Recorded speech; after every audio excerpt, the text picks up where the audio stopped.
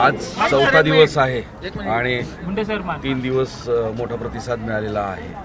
आजचं पुढचं टप्पा कसा असेल, काय असेल? नियोजित आपल्या रांजणगावपासून ते वाघोली खराडी बायपासपर्यंत चंदननगरपर्यंतचा आजचा प्रवास आहे. जे नियोजित आहे त्याच प्रोग्रामप्रमाणे आहे, त्यात काय बदल नाही. आणि प्रतिसादाला तर विचारायचं काम नाही. ज्या रस्त्यावरून आम्ही जातो त्या रस्त्यावर सगळा मराठा समाज ताकदीनं एकत्र येतो आणि आशीर्वाद देतोय, पाठबळ देतोय. एकही मराठा समाज त्यांच्या जिल्ह्यातला थांबत नाही. ज्या जिल्ह्यातून आणि ज्या रस्त्यावरून आम्ही जातोय त्या रस्त्यावरचा सगळा समाज एकत्र येऊन आशीर्वाद देतोय. आणि आता मुंबईकडे सुद्धा लाखाच्या संख्येने लोक आता यायला जमा झालेत आणि निघायला लागलेत. 25 तारखेला सकाळी महाराष्ट्रातला मराठा समाज निघून मुक्कामी मुंबईच्या पहिल्या अलीकडच्या मुक्कामी येतोय. कारण 26ला सगळे पायी आझाद मैदानाकडे चालत जाणार आहेत, वाशी ते आझाद मैदानपर्यंत. मराठा समाजाचं कोणत्या शब्दात कौतुक करावं नाही कळत. प्रचंड ताकदीनं मराठा समाज आशीर्वाद द्यायला घराच्या बाहेर, नोकरदारांपासून शेतकऱ्यांपर्यंत, शेतकऱ्यांपासून व्यावसायिकांपासून सगळे सामान्य मराठी, कामगार मराठी सगळेचे सगळे आशीर्वाद द्यायला रस्त्यावरती आम्ही जातात येतो. आमचं एक आणखीन या चॅनलच्या बांधवाच्या माध्यमातून मराठा समाजाला माझं म्हणणं आहे की जे मोगाशी पण म्हणलं की चॅनलच्या सगळ्या बांधवांनी आपलं आंदोलन खूप सगळ्यांनी दाखवलेलं आहे. कोणी अशी काही काटकसर केलेली नाही. कारण प्रामाणिकपणाचा शब्द आणि जे खरं आहे ते कधी सांगितलं पाहिजे. त्यांच्यावरती काय एखादा अर्धा दिवस दाखवलं नाही दाखवलं आता मला नाही बघण्यात आलं. नसं नाही दाखवलं किंवा दाखवलं असं त्याचा अर्थ असा नाही की त्यांच्यावरती काही दबाव आल्यामुळे ते आपलं आंदोलन दाखवत नाहीत. मला नाही वाटत की कोणाचा दबाव घेणारे चॅनलवाले तिथून पाठीमाग आम्ही बघितले. कारण काही वेळेस असंही झालं असेल. चॅनलच्या बांधवांनाही माझी विनंती आहे की समाजाला एखाद्या वेळेस त्यांना चॅनल बघायची आपले सगळे आवड आहे. सगळ्या चॅनलवर प्रेम करणारे त्यांना बघतायत रात्रंदिवस. ते दिसलं नसेल म्हणून थोडंसं एखादं झालं आहे असेल.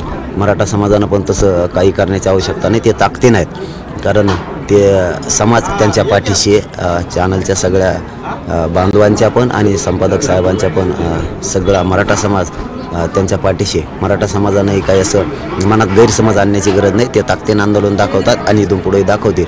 ते काय घाबरणाऱ्यातलं व्यासपीठ नाही आहे. मात्र हे समजून घ्या, त्यांना साथ द्या सगळेजण.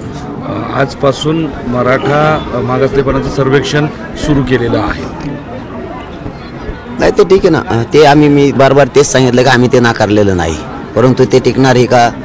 ओपन कोर्टात त्याची हिअरिंग होणार आहे का? NT VJNT सारखं ते टिकणार का? कारण इंदिरा साहनीचं जजमेंट सांगतं 50% वर गेल्यावर आरक्षण उडणार. नेमका ते टिकणार आहे का नाही याचं स्पष्टीकरण सुद्धा होणं गरजेचं आहे. ते मराठ्यांनी कधीच नाकारलं नाही. पण जर मराठ्यांच्या 54 लाख नोंदी मिळाल्यात OBC आरक्षणातल्या तर मराठ्यांकडून बी एकच आहे. साधा आणि सोपा. मराठ्यांना इथंच देऊन टाका ना, किंवा 54 लाख मराठ्यांच्या नोंदी आणि त्यांच्या परिवाराला प्रमाणपत्र वितरित करा.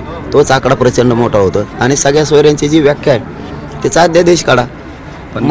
पण या सर्वेक्षणामुळं महाराष्ट्रातील मराठ्यांचं मागासलेपण सिद्ध करण्यासाठी मदत होणार आहे. त्याची काम सुरू झालेलं आहे.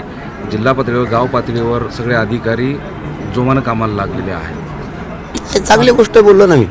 सिक्युरिटी पिटिशन या महाराष्ट्रातला एकत्र आला आणि आंदोलनाच्या धगीमुळं सरकारनं पिटिशनचा विषय नाही सर, नंतर विचारतो. सर्वेक्षण महाराष्ट्र सरकारच्या वतीनं, राज्य मागासवर्ग आयोगाच्या वतीनं आजपासून राज्यभर सर्वेक्षण, घरोघरी जाऊन सर्वेक्षण केलं जाणार आहे. बरोबर. तेच सर्वेक्षणच त्या सिक्युरिटी पिटिशनसाठी चाललंय. मागासले पण सिद्ध करावं लागणार आहे त्याच्यासाठीच ते. म्हणून आम्ही सांगतोय की त्याचं स्वागत केलंच ना मी. परंतु टिकणार आहे का आम्हाला तेच विषय. सर्वेक्षण होणार, परत तिथंच जाणार आहे तो विषय सिक्युरिटी पिटिशन जवळच. कारण मागासले पण सिद्ध करावं लागणार आहे. त्याच्यातल्या अटी शर्ती ज्या आहेत गायकवाड आयोगाच्या त्या भरून काढाव्या लागणार आहेत. त्यामुळं ते टिकणार आहे नाही आहे ते अनेक प्रश्न आहेत त्याच्यात. आणि टिकणार आहे तर स्पष्टीकरण करणं सरकारचं खूप गरजेचं आहे. परंतु चांगली गोष्ट आहे, कामाला लागलेत. किमान या आंदोलनाचं मराठा एक आलाय, ह्या मराठ्यांचं सुद्धा स्वीकारण्याचं त्यांचं ना हरकत नाही आहे त्यांची. परंतु OBC आरक्षण आमची मागणी त्याप्रमाणे करावं याच्यावर आम्ही ठाम. सिक्युरिटी पिटिशनवर आज सुनावणी आहे सुप्रीम कोर्टात. उद्या 24 ठीक आहे. आता ती काय निर्णय, सुनावणी कशी ओपन कोर्टात एक हिअरिंग चेंबरमध्ये अनेक विषय आहेत त्याच्यात. उद्या बघूयात. कारण न्यायालयाच्या विषयावर बोलणं बरोबर नाही. मराठा समाजासोबत इतर समाजाचंही सर्वेक्षण व्हावं अशी मागणी केली जाते. सगळ्या दुनियाचं करा, आमचं काय म्हणणं नाही. आम्ही कुठं म्हणलं याचं करू नका आणि त्याचं करू नका. फक्त ते टिकणार आहे का आमचा मूळ प्रश्न आहे, आमच्या भविष्याचा प्रश्न आहे, इथं आमच्या जीवन मरणाचा प्रश्न आहे. रात्री मी तेच सांगितलं, कारण 4:30 वाजेपर्यंत इथं कार्यक्रम झाला आणि 4:30 ते 5:45 वाजेपर्यंत सरकारचे प्रतिनिधी आले होते. त्यांच्याशी 5:45 वाजेपर्यंत चर्चा झाली. त्यामुळे त्यांना आम्ही तेच सांगितलं की 54 लाख नोंदी आहेत, त्यांचा जो परिवार आहे त्या परिवारालाही मिळालं पाहिजे आणि सगळे सोयऱ्यांचाही अध्यादेश आला पाहिजे. यासाठी चर्चा झाली. आता गेलेत माघारी, सांगतो म्हणे, विचारतो सरकारला कोण आहे. अजून मैदान परवानगी दिलेली नाही, आणखी आता 2 दिवसावर आले. आम्ही कायद्याचा सन्मान केलेला आहे दादा, आम्ही अर्ज केलेला आहे. आम्ही कायद्याच्या नियमाच्या पुढे जात नाहीत. सरकारनं मराठ्यांना विठीस धरायला नाही पाहिजे आणि परवानगी तर द्यायलाच पाहिजे. नाही दिली तरी मी बसणार आहे आणि दिली तरी बसणार आणि नाही दिली तरी पण बसणार. शिष्टमंडळ परत कधी येणार आहे का? रात्री जे लोक आले होते त्यांनी काय निरोप दिला, नंतर कधी येतो, त्याच्यामध्ये कोण कोण होतं, त्यांची नावं सांगतात? विभागीय आयुक्त मराठवाड्याचे ते होते आणि 2 कलेक्टर होते वाटतं, बहुतेक कलेक्टर साहेब त्यांच्यासोबत सरकारच्या वतीनं आलेले होते ते, आणि ती चर्चा केली. परंतु चर्चा आपलीच जी आहे त्याच्यावर ठाम आहेत. आपण बदलणार नाहीत. आम्ही मुंबईच्या दिशेने निघालो, त्यांना स्पष्ट सांगितलं. त्यांचं काय म्हणणं होतं तेच आता सरकारला जाऊन लगेच सांगतो.